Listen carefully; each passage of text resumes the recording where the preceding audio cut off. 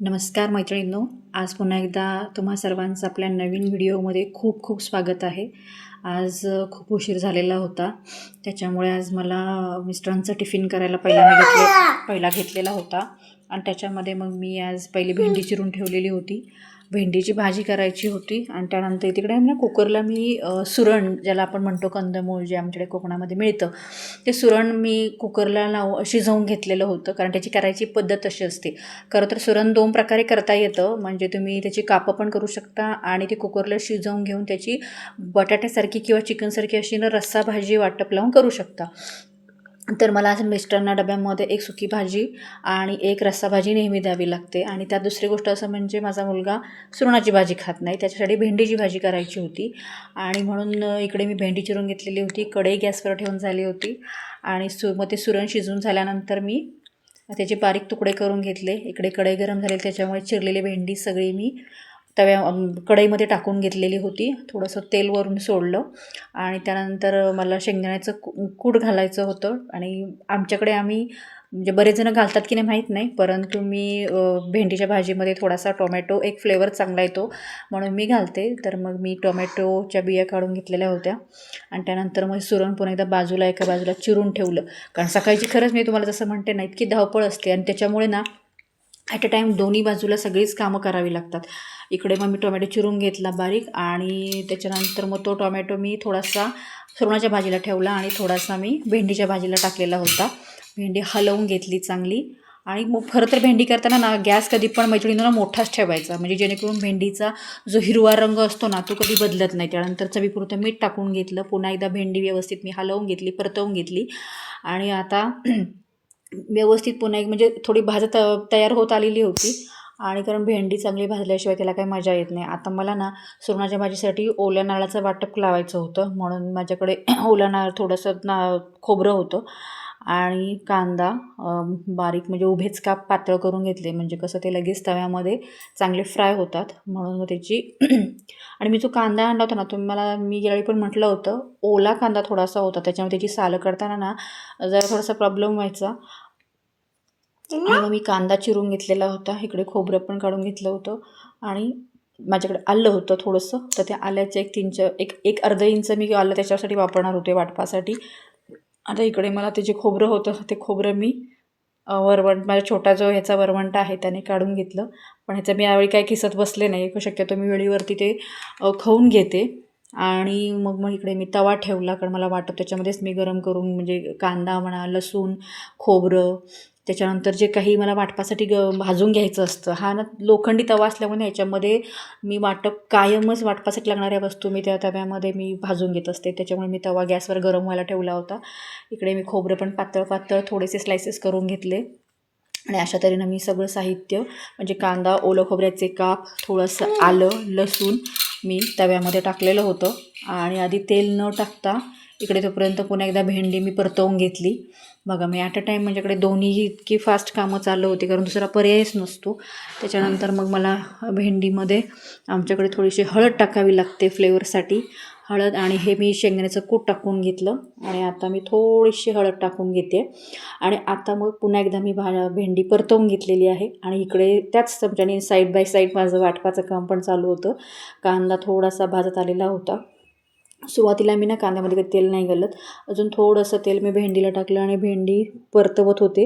Gas मोठा ठेवायचा थोडा आणि त्याच्यानंतर मी थोडासा गरम मसाला, आणि भेंडीमध्ये गरम मसाला आम्ही घालतो आणि ही होती धने जिऱ्याची पावडर, जी मी ऑलरेडी करून ठेवते आणि ती थोडीशी टाकलेली होती, म्हणजे एकदम फ्लेवरसाठी म्हणून अशी भुरभुरलेली होती मी. आणि मग आता इकडे मी पुन्हा एकदा भेंडी चांगली परतवून घेतली आणि इकडे बघूया कांदा माझा भाजत आलेला होता, ओलं खोबरं भाजत आलेलं होतं. कांदा एकदा चांगला भाजला ना की जरी ओलं खोबरं म्हणजे कच्चं तसंच टाकण्यापेक्षा फ्लेवर चांगला येतो. आता इकडे पुन्हा एकदा मी भेंडी परतवून घेतलेली होती. आता मला इकडे म्हणजे सगळं जे साहित्य, सुऱ्या वगैरे मला लगेच ठेवून द्याव्या लागतात, कारण आमची छोटी त्या सुऱ्यांशी ना सुरी म्हणा, चाकू म्हणा, खेळायला बघते त्याच्याशी. आणि त्याच्यामुळे मला ओट्यावरती पण फार गर्दी नाही आवडत, त्याच्यामुळे पटापट करण्याचा प्रयत्न करते. आता इकडे तोपर्यंत मी भेंडीचा गॅस बंद म्हणजे कमीच करून ठेवला होता आणि वाटप म्हणजे माझा कांदा वगैरे भाजून झाला होता आता मी चपातीचं पीठ मळायला घेणार होते, कारण तोपर्यंत चपातीचं म्हणजे पीठ मळून ठेवलं ना तर ते थोडंसं मुरलं की नंतर मग ना चपाती खूप चांगली येते. आणि मग त्या चपातीचा वास पण बघा तुम्ही, खरंच खूप सुंदर होतो. म्हणजे असे वातड वगैरे होत नाहीत. आणि तेच जर तुम्ही म्हणजे पीठ मळल्या जर मळून झाल्यानंतर लगेचच जर तुम्ही चपाती किंवा पोळी करायला घेतलीत ना तर ती तेवढी व्यवस्थित येत नाही, फुगत नाही किंवा तेवढा सॉफ्टनेस त्या चपातीला येत नाही अजिबात. त्याच्यामुळे मी इकडे शेवटी सगळं ते साहित्य काढून घेतलं आणि मग आता इकडे मी पिठामध्ये थोडंसं मीठ टाकून पीठ मळायला घेतलेलं होतं. आणि तरी पण म्हणजे मी जवळजवळ आम्हाला दोघांचे डबे आणि प्लस निहारी म्हणजे नाश्ता करूनच जातात. जसं तुम्हाला मी म्हटलं होतं की नाश्त्याला आम्ही काही वेगळं करत नाही. तर जी चपाती भाजी डब्याला असते तीच चपाती भाजी मिस्टर पण आणि मुलगा आणि आम्ही सगळेच मग सकाळी नाश्त्याला खातो. त्याच्यामुळे चपातीचं पीठ बऱ्यापैकी मळावं लागतं, कारण ते थोडं मळून मग चालत नाही. आणि त्याच्यामुळे डब्याला खायला या दरम्यान म्हणजे मग मी त्या हिशोबाने चपातीचं पीठ मळून घेत होते. आता चपातीचं पीठ मळताना आहे ना, जर नवे गहू असतील ना तर थोडासा चिकटपणा येतो. आणि जर जुने गहू जर असतील दळून आणलेले ना तर तेवढा काही फरक फारसा होत नाही, पण पोळी किंवा चपाती चांगली येते बरं का. आणि मग हे परातीला लागलेलं सगळं ते होते व्यवस्थित म्हणजे तो चिकटा काढून घ्यायला लागतो, नाहीतर मग ती पीठही वाया जातं, कणिकही वाया जाते आणि मग ती नंतर परात पण आहे ना घासताना फार त्रास होतो. त्याच्यामुळे कधी ना मैत्रिणी चपातीचं पीठ मळायला घेतल्यानंतर ते हाताला थोडंसं तेल लावून घ्यायचं आणि म्हणजे जेणेकरून परातीमधून ते सगळं आपल्याला काढता येतं, व्यवस्थित पीठ मळता येतं. मी थोडंसं तेल टाकलेलं होतं. आता कणिक चांगली मर्दून अशी व्यवस्थित मळून घेतलीत ना की खरंच चपाती खूप चांगली येते. आणि वरवर असंच फक्त पीठ गोळा करून तुम्ही ठेवलंत ना तर ते पीठ एकत्र होत नाही, एकजीव ज्याला होणं म्हणतो ना आपण, तर तसं अजिबात होत नाही. पण इथं बघा मी काय केलं, म्हणजे कायमच मग हे चपातीचं असू दे किंवा भाकरीचं असू दे, मी चपाती व्यवस्थित ते पीठ मी हे करून घेत असते, म्हणजे मळून घेत होते मी. आणि तसं मळून घेतलेलं होतं मी. आणि मग आता मी हात धुवून ठेवला, चपातीचं मीठ एका बाजूला मळून ठेवलेलं होतं. आणि तोपर्यंत मला मग दुसरी तयारी करून घ्यायची होती. हात स्वच्छ धुवून घेतले आणि आता मला जे वाटप गार झालेलं होतं ते थोडंसं पाणी टाकलं त्याच्यामध्ये, वाटपामध्ये थोडंसं पाणी टाकलं. त्याच्यानंतर मगाशी सांगितलं ना तशी जिरं आणि धण्याची पावडर टाकली आणि मिक्सरवरती वाटप करून घेतलं मग मी. आणि त्याच्यानंतर मग मिक्सर थोडंसं मी पुन्हा एकदा बंद चालू करून बघितलं आणि मग नंतर झाकण ओपन केलं. तर त्याच्यामध्ये ते जे स्लायसेस मी केले होते खोबऱ्याचे ते थोडेसे तसेच राहिले होते. मग पुन्हा परत त्याचे 2-3 तुकडे करून घेतले, थोडं पाणी घातलं आणि पुन्हा एकदा मिक्सर लावून घेतला मग मी. आणि मग पुन्हा एकदा 1-2 वेगेरवरती लावून बघितला, मिक्सर बंद करून घेतला आणि वाटप अशा तऱ्हेने मी त्या भाजीसाठी तयार करून माझं झालेलं होतं. त्याच्यामुळे मग ठेवलेला तवा बाजूला केला आणि छोटी कढई ती म्हणजे त्यांच्यासाठी फक्त एकट्यापुरतीच भाजी होती, कारण सुरणाची भाजी शक्यतो आमच्याकडे आम्ही बाकी कोणी खात नाही, पण माझ्या मिस्टरांना सुरणाची भाजी, सुरणाची कापं ही मात्र प्रचंड आवडतात. आणि मग त्याच्यामुळे मग मी कढई ठेवलेली होती, कढईमध्ये थोडंसं तेल टाकलं आणि नंतर मग तेल कॅनमधलं संपत आलेलं होतं. त्याच्यामुळे मग मला तेलाची दुसरी नवीन पिशवी फोडून तेल मी हळूवारपणे त्या कॅनमध्ये ओतलेलं होतं. 1-1 लिटरच्या पिशव्याच आम्ही नेहमी आणतो आणि शक्यतो आम्ही शेंगदाणा तेलच जेवणासाठी यूज करतो, कारण त्याच्या अगोदर आम्ही सूर्यफूल तेल वापरत होतो, जेमिनीचं सनफ्लॉवर. पण त्यानंतर असं म्हणणार आम्ही ऐकलं की तेल हे 6-6 महिन्यांनी बदलत राहावं. तर मग सूर्यफुलानंतर मग आम्ही शेंगदाणा तेल वापरायला सुरुवात केली. पण मैत्रिणींनो हे तेल खरंच फिल्टर नसल्यामुळे खूप खूप चांगलं आहे, तब्येतीसाठी सुद्धा चांगलं आहे आणि जेवणासाठी तर हे अप्रतिम तेल असं आहे.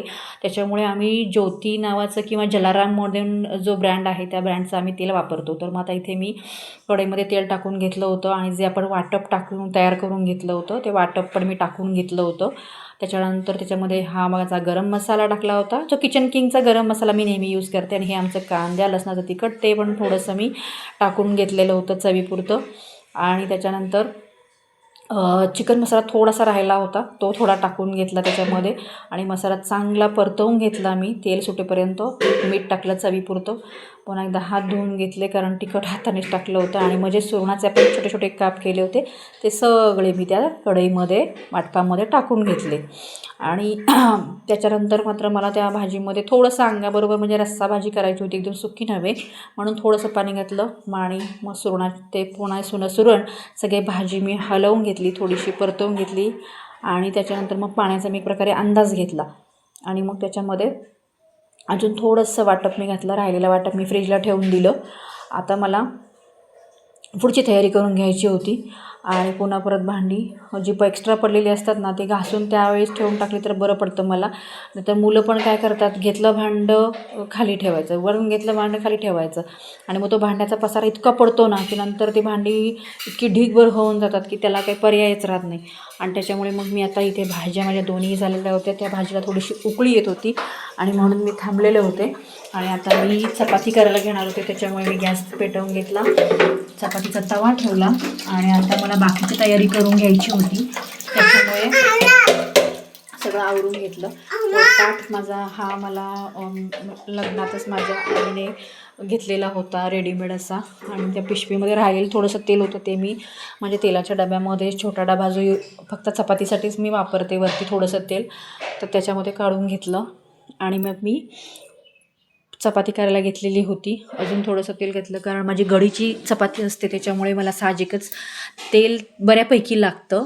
आणि मग मी आधी पहिल्यांदा एका साईजचे सगळे नेहमीच गोळे करून घेते कारण मग पटापट चपाती करायला बरं पडते आणि अशा तऱ्हेनं मग मी चपाती करायला घेतली. आता ही घडीची चपाती तुम्हाला मी गेल्या वेळी पण दाखवली होती की थोडासा छोटासा गोल करायचा आणि त्याच्यामध्ये त्याला म्हणतो ना आपण चपातीच्या पोटात आतमध्ये तेल लावलं आणि पुन्हा परत व्यवस्थित मी त्या लाटून घेतली गोल. चपातीचा तवा गरम झालेला होता कारण मी मोठ्या बर्नरवरती ठेवलेला होता कारण पटापट चपाती झालेली ना की मग ह्यांचा डबा भरता येतो. अशा तऱ्हेनं मग मी पटापट पोळ्या करून घेतली, चपाती करून घेतली. आता ते मी सवय झाली ना पोळ्या म्हणणं, पण चपाती म्हणा किंवा पोळी म्हणा दोन्ही शब्द चालतात असं मला कळलं. तर मी चपाती करून पटापट माझं काम चालू होतं कारण माझ्या आधी ऑलरेडी 2 भाजी करून झालेली होती. तिकडे त्या भाजीला उकळी आल्यानंतर सुरणाच्या भाजीचं एक असतं कारण तो ऑलरेडी कुकरमध्ये शिजवून घेतलेला असतो त्याच्यामुळे त्याला काही फारसं पुन्हा परत इतकं जास्त शिजवावं लागत नाही आणि मग एक उकळी आली की आपण तो गॅस बंद करून घेऊ शकतो. अशा तऱ्हेनं माझी एक चपाती ऑलरेडी तव्यावरती होती. त्याच्यानंतर एक पोळपाटावरती होती.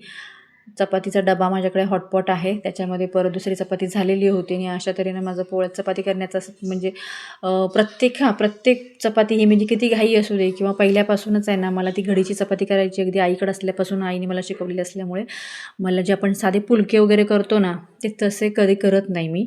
आणि दुसरी गोष्ट म्हणजे आता हीच घडीची चपाती आहे ना म्हणजे कुठल्याही भाजीबरोबर इवन चिकन बरोबर म्हणा मटणाबरोबर इवन अंडा करी बरोबर माझी चपाती ही नेहमी अशीच घडीची असते. आता थोडंसं हे जर नक्की आहे की घडीची चपाती करत असताना चपातीला आतमध्ये पण तेल लावावं लागतं तरच ती घडीची चपाती व्यवस्थित आणि चवीची होते. आणि त्याच्यामुळे चपाती ते बघा वरती नंतर तव्यात जेव्हा तुम्ही टाकता ना तेव्हा थोडंसं तेल पण पुन्हा एकदा इकडे मी सुरणाची भाजी हलवून घेतलेली होती, एका बाजूला त्या उतरवून घेतली मी आणि इकडे मी चहाला पाणी ठेवलेलं होतं कारण तोपर्यंत मिस्टर उठलेले होते कारण त्यांना उठल्यानंतर दात घासून झालं की पहिल्यांदा चहा लागतो. त्याच्यामुळे भाज्या माझ्या दोन्ही तयार झाल्यानंतर मी चहाला पाणी ठेवलेलं होतं. तोपर्यंत पुन्हा एकदा मी इकडे पोळी चपाती लाटत होती. ॲट अ टाईम दुसरीकडे पण दोन्हीही गॅस चालू असले ना की पटापट कामं होतात आणि त्याच्यामुळे त्यांना मग डबा भरायला सोपं पडतं. आणि मग त्यांना मी चहाचं मात्र एवढंच आहे माझा चहा करताना पण यांना पाणी टाकल्यावरती ते पाणी उकळल्याशिवाय त्याच्यामध्ये मी चहा पावडरही टाकत नाही, साखरही टाकत नाही किंवा आलं पण टाकत नाही. मग त्याच्यामुळे मी पाणी उकळायची वाट बघत होते. आमच्या दोघांपुरताच मी सध्या चहा ठेवलेला होता कारण मी काय सकाळी उठल्यानंतर जरी माझं आवरलं तरी मी काय कधी चहा नाही म्हणजे लगेच घेत, तर मी ह्यांच्याबरोबरच चहा घेते. शक्यतो आम्ही दोघंही पहिल्यांदा उठल्यानंतर गरम पाणी पहिला घेतो आणि मग थोड्या वेळाने मी चहा घेते. तर मी आता पाणी उकळलेलं होतं म्हणून मी चहा पावडर टाकलेली होती. चहा पावडरमध्ये ना आम्ही कायम सोसायटी